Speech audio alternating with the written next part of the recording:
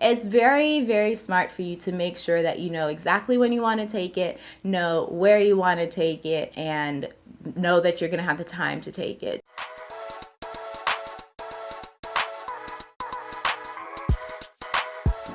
What's up, you guys? It's Adana. I'm back with another video for you guys. Again, just want to say thank you to everybody for subscribing. If you haven't already done so, go ahead and hit that subscribe button right now and join me on this journey. So today's video is going to be talking about the GRE. It's basically everything you need to know about the GRE. Adana's version, okay? It came about because I had a difficult time trying to figure out when I should take the GRE, how I should study, all of that information. And so I'm like, okay, let me take what I've learned and share it with you guys. So that's what this video is.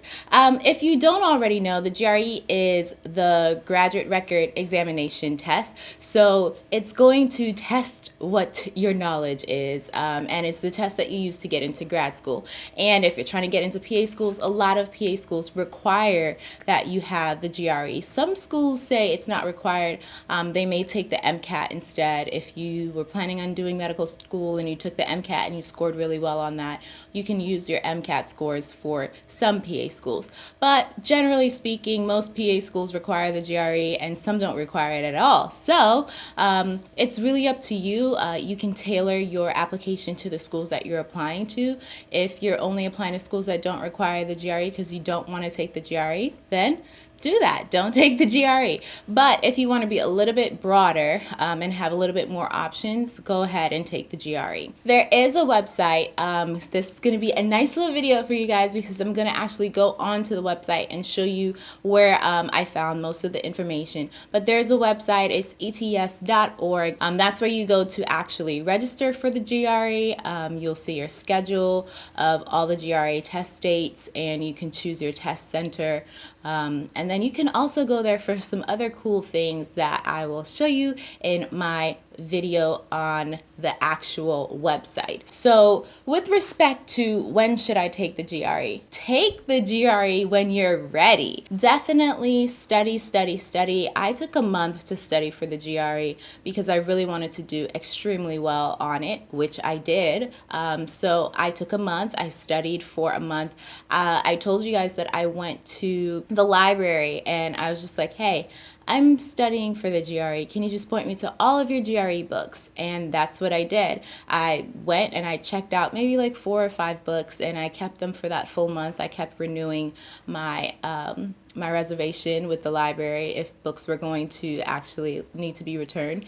And then I studied. I got flashcards. So when I did it, I don't know if I knew about Quizlets or if Quizlets was even out. I don't know. But I had like actual flashcards, like the real thing, So I had like actual flashcards that I was going through for the verbal reasoning section, because with that section, it's just a matter of continuous repetition, knowing root words, kind of like medical terminology in a sense, which you will more than likely have to take before entering into PA school. So it's good to get that kind of backbone of how to break down words and their meanings. So I just did that constant repetition with those flashcards, and it worked. I was there like, loquacious. You're so loquacious. What the hell is that? Like using words that people are like, what are you talking about, Adana? But I knew because I was studying. And so that's what I did. And then for the quantitative section, I just literally took tests. Took test after test after test. I know some of you have asked me if there are any like services that can help you with the GRE, but I mean, I didn't necessarily take a part in any service. I didn't go and pay money to learn how to study for the GRE, but I know that some of you have said there's Magoosh in Manhattan, which are different services offered for the GRE test. I think Magoosh is, let me just make sure for you guys. So it's $129 for, like, I don't know, a one-time thing. That's there. You can go there and you can pay the money that you want, or that you have to pay, and study for your GRE and hopefully do extremely well. Or you can take the route that I did and go to the library and study your behind off and kill the GRE. So with respect to the GRE, you get your scores back that when you take it, like you get to see what you got on the GRE once you've completed it. So that's really beneficial because it helps you plan out, like, well, what next? So for instance, if you did not do well on the GRE, or you didn't feel like you did as well as you should have, you don't have to report your scores. You don't have to send off your scores. You can just say, you know what, I'm going to take the GRE again, and so I'm going to study again for another month and take the GRE. You can take the GRE every 21 days. So, and I think every 21 days up to 5 times in a calendar year, or 365 days. So you have opportunity to boost your score and do better on it. But it's just a matter of time and money. You know, you may have the opportunity, but you may not have the time, or you may not have the money. So you really have to plan this out very, very strategically, because you don't want to be wasting time or money, because those are things that you can't truly get back. I know the cost of the GRE is $205. If you want to, like, change your schedule or reschedule your tests, you'll have to pay an extra $50. If, for instance, there are deadlines for registration for particular GRE tests. So if you are past the deadline, if you're doing a late registration, then it's an extra $25. So it does, you know, build up if you're late, or if you're changing, or being indecisive. So it's very, very smart for you to make sure that you know exactly when you want to take it, know where you want to take it, and know that you're going to have the time to take it, so that you're able to make those decisions and not have to kind of renege on them, so that you're paying extra money that you really didn't need to be paying in the first place. As far as CASPA, so you put in your GRE score yourself. However,